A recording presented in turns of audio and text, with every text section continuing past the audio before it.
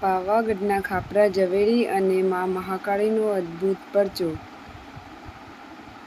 જય માતાજી મિત્રો, પાવાગઢવાળી મહાકાળી માતાનો મહિમા અપરંપાર છે. આજે વાત કરવી છે પાવાગઢના ઇતિહાસના એક એવા પાનાની જેમાં બે ચોરની ભક્તિ અને મા કાળકાની શક્તિના દર્શન થાય છે.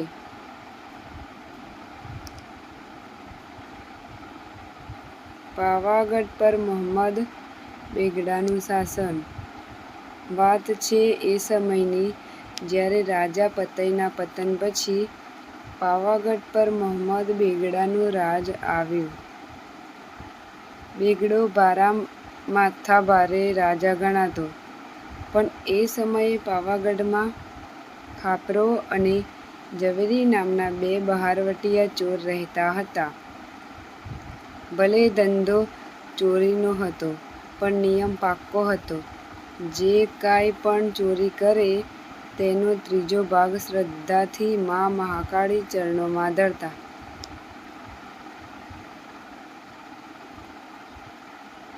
બેગડાના રાજમાં ચોરીનો પડકાર.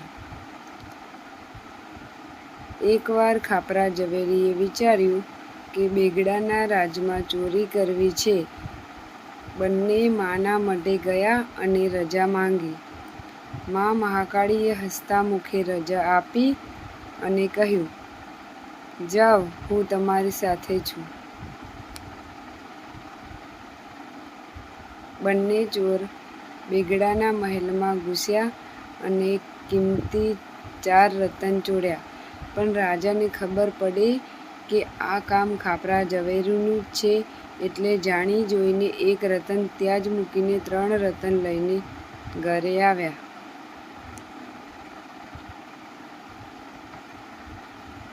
સોનાના ઢોલિયાની ચોરી અને માતાજીનો સાથ.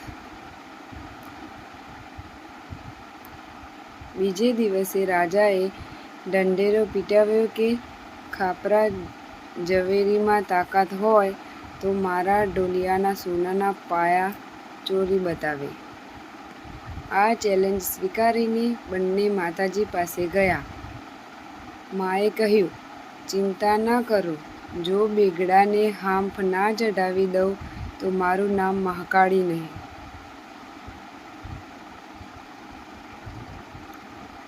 રાત્રે માતાજી સાક્ષાત તેમની સાથે ગયા. એક બાજુ મા મહાકાળી ઊભા મરક મરક હસે છે અને બીજી બાજુ ખાપરો ઝવેરી રાજાના પલંગના એક એક સોનાના પાયા કાઢી લાકડાના ટેકા મૂકતા ગયા. રાજા સૂતો રહ્યો અને પાયા ચોરાઈ ગયા. સૈનિકોની વચ્ચેની ઊંટની ચોરી. રાજા હવે અકળાયો. તેને નવો પડકાર ફેંક્યો કે સોના ચાંદીથી લાદેલું ઊંટ જે 50 સૈનિકોની વચ્ચે ફરશે તેની ચોરી બતાવો. ખાપરા ઝવેરીએ યુક્તિ અજમાવી. ઊંટને 10-12 દિવસ સુધી રોજ છુપ્પી રીતે રોટલા ખવડાવ્યા. ઊંટ હેવાયો થઈ ગયો. એક રાત્રે રોટલા ન મળ્યા એટલે ઊંટ જાતે જ સૈનિકોને ઊંઘતા મૂકીને ખાપરા ઝવેરીના ઘરે બોયડામાં પહોંચી ગયો.